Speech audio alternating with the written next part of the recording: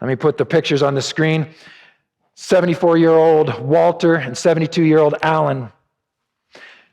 They grew up together, born in Honolulu, lived in the same part of the community. They had been friends for 60 years. They met in elementary school.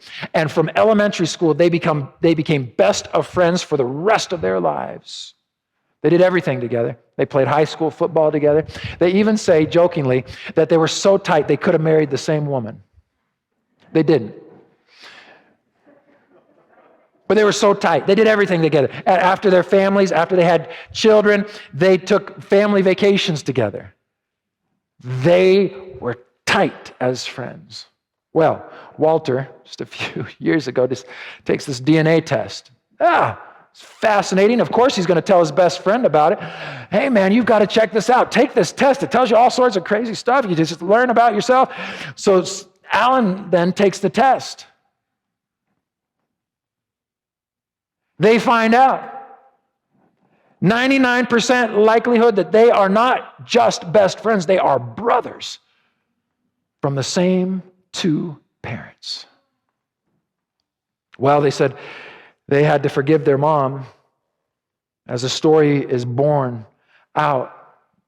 After Pearl Harbor was attacked, things went very crazy, and she had to get rid of her boys, get them to safe places. And she had to separate them and put them in others' homes, and they never knew. She died before she could ever tell them. For 60 years, they'd been friends, best friends. But one day, they found out they were meant to be more than friends. They were meant to be brothers.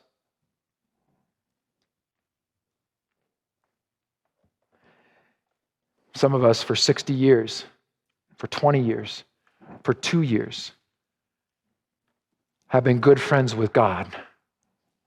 Of course. I'll go every week. My tithe? Yes. Sabbath? Of course. I'll go out this afternoon and even share a little bit of God's love to others. We're good friends.